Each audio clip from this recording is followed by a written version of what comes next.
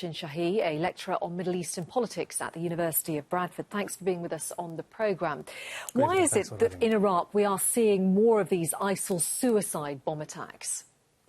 Because, in my opinion, we are beginning to see a very important moment of transition for the so-called Islamic State. We are beginning to see the Al-Qaedaization of the so-called Islamic State. The reason that I'm calling this process Al-Qaedaization of the Islamic State, because two important things have changed over the last 6 or 7 months. The first point is that ISIS is losing its almost unlimited wealth.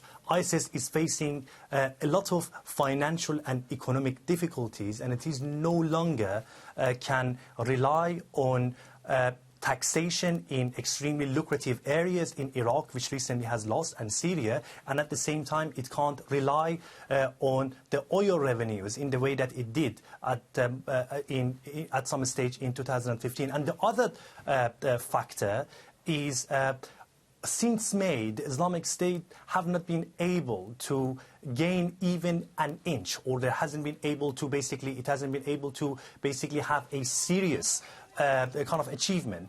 And at the same time, it has lost about 40% of its ground in Iraq and over 20% of its territories in Syria. So ISIS has no choice but to change its tactics. And for example, by relying on methods and tactics like suicide bombing, it doesn't have to use a great deal of resources, but at the same time, it can have a major impact. So it's cheaper and it's easier simply to use those suicide bombers. I mean, this is a group, of course, that started life as a group that wanted its own caliphate. It wanted to establish a caliphate in both Iraq and Syria.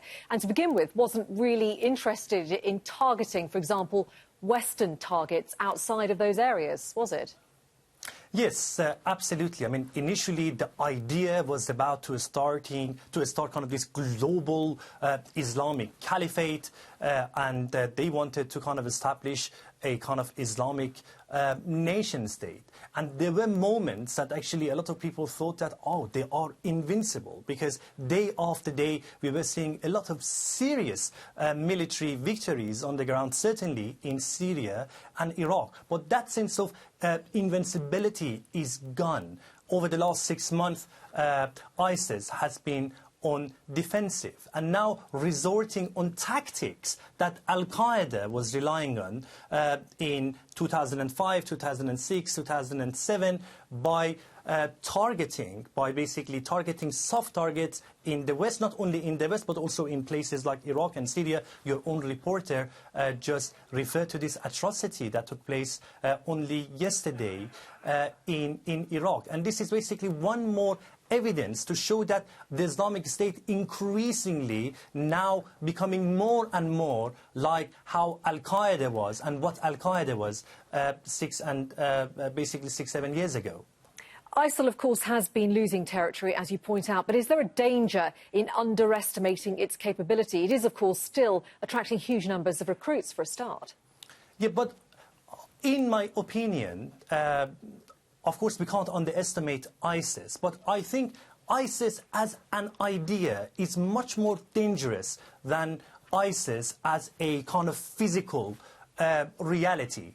It is not the matter of when, it is the matter of, it is not the matter of if, it is the matter of when. I'm absolutely certain at some point in 2016 they're going to lose Mosul, and pretty much that will be the end of their kind of serious operation in Iraq. But the fall of Mosul, which is now increasingly going to be more likely, is not going to bring an end to this book. Maybe basically it's an end of a chapter, but certainly the story of ISIS, the idea of the ISIS, the mobilizing power of ISIS is going to go on for a very long time. Even if hypothetically ISIS get defeated the following day and basically the coalition forces would completely vanish them from the surface of Iraq, the surfaces of Iraq and Syria, the idea of the ISIS is going to generate a great deal of security impediments, not only for nation states in the Middle East, but for the wider global security context. Really interesting to get your perspective. Appreciate your time. That's Afshin Shahi joining us from Leeds. Thank you.